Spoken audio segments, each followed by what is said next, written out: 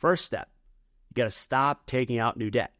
That means locking your credit cards and not using them, not taking any new loans. What happens is if you don't lock your credit cards and you're still taking out debt, it's like trying to fill a bucket with a hole in the bottom. It's just not going to work. You need to stop using them. Now people go, well, what about my credit card points? Listen, if you are paying interest on your credit cards, those points are useless. They're actually costing you money. If, on the other hand, your credit cards are zero balance at all times, okay, fine, play some of the points games. I'm not going to complain. But if you ever carry a balance, you have lost the points game. Stop taking out new debt. That's going to require you to get on a budget and have a plan for your money. Your goal should be when the month starts is that you know where every dollar is going to be spent. Welcome to the Childfree Wealth Podcast, hosted by Bree and Dr. J, Certified Financial Planner. Here we discuss life and finances as it relates to being child-free. This podcast is for educational and entertainment purposes only. Please consult your advisor before implementing any ideas heard on this podcast. Hey, Childfree Wealth listeners. I'm back talking you through my new book, The Childfree Guide to Life and Money, which is sitting behind me on this shelf. Hopefully it's sitting next to you at your shelf. If not, what are you waiting for? Time to order it from your local bookstore. Go to your library, ask for them to send it. Audiobook will be out later this year. Come on, let's go. All right, we're going to talk through No Baby Step 2, getting out of debt. And this is often the hardest step in most people's financial plan. You know, it is one of those things where right now, unfortunately in the U.S., people turn 18, they go to college, and we're like, here, how about a $100,000 loan? That's not an exaggeration, by the way. Yeah, how about you? But the 18-year-old version of me was pretty dumb, and luckily I didn't take out student loans, but there's no way you would have trusted me at 18 with a $100,000 loan. So we get into debt, and it's kind of just normal. For me personally, my debt journey, I'll give you an example. I had always bought a new car, newish at least, rolled over the payments stayed the same, but the amount of money owed on the car just kept going up. And there was this moment in my life, my wife and I got married, and she had her Prius. She still got a Prius. She loves those. And she paid it off. She just kept paying it and didn't get a new car. It got paid off. And I was like, what the heck? You could actually pay off a car? And it was that shift. And I started looking at it saying, maybe debt is not worth it. And I started looking at some of the Dave Ramsey stuff, getting out of debt. And I give him credit, man. He's the expert on getting out of debt. But it started shifting the way I look at money. Now, the reality check. If you're going, well, I want to save money, but I have debt, you pay for the debt first. Saving and investing your money is not going to get you out of debt. It's not going to beat paying off your credit cards. So credit cards, right now, 20, 30% interest, something like that. You're not going to beat that in the market.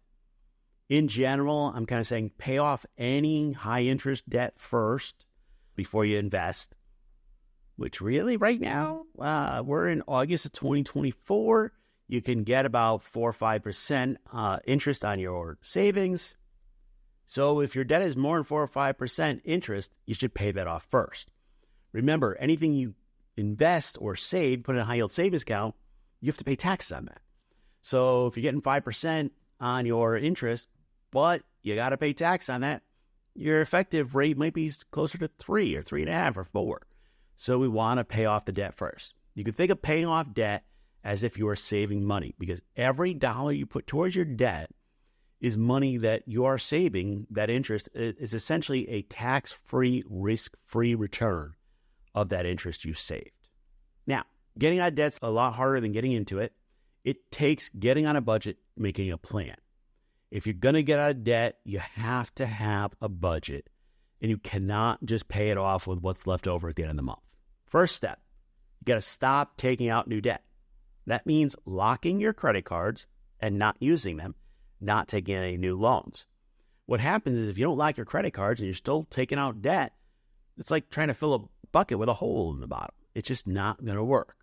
You need to stop using them. Now, people go, well, what about my credit card points? Listen, if you are paying interest on your credit cards, those points are useless. They're actually costing you money.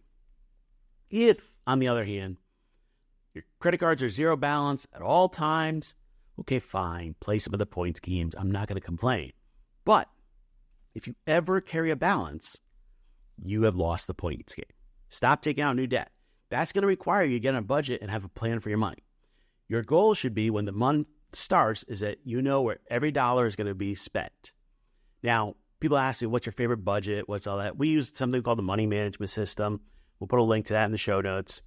It breaks things into must, shoulds, coulds, and won'ts. It works. If you don't like it, pick another one. Budgets are like diets. There's a lot out there. They all work. What works is the one that works for you. And what's going to happen is the first month when you're on a budget, things aren't going to go well. The goal is to make it better each month. And what you need to do is set an exact goal of how much you want to pay off for debt each month. So let's say you had $6,000 in debt you were going to pay off this year. You want to be paying off $500 each month. That goes into your budget before you spend money. It's not what you do with what's left over. You kind of have to bring the walls in a little bit on you and like limit how much money you can spend. And there's some bunch of tricks in our course. You'll see information in our academy. If you haven't been on there, you can take a look. There's a bunch more in the book of like tips and tricks of like, well, how do you get a budget to work? How do you actually negotiate down your debt? There's a whole bunch of things. What will happen is people often have the debate about, do I use the Snowball method, which is paying off the smallest debt first, or the Avalanche method, which is I pay off the highest interest first? Math-wise, the Avalanche is the right way to do it. Behavior-wise, it's a Snowball, so I recommend the Snowball.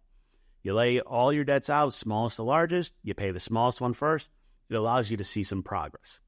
Yeah, technically you should pay the highest interest first, but depending on how that's structured, it might take you too long to do that, to get the benefit.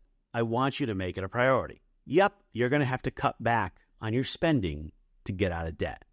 What happens is once you get used to using debt, you're actually using money that in the future you're going to pay back, and up blowing your budget regularly. The hard part of this is it's going to be a struggle from the time you start to the time you get out of debt. Then you get to take a little breather. You get to go to no baby step 3, get your 3 to 6 month emergency fund. Then you get to start doing the fun stuff and saving and investing. You know, it is one of those things where nobody loves getting out of debt. I will tell you, we talk about net worth a lot, which is everything you own minus everything you owe. And the hardest step is getting to zero net worth, where you have paid off your debt enough that you got nothing that you owe, and every dollar starts going. Well, what happens is once you get to zero, getting to $100,000 is a lot easier. Getting your first million is even easier.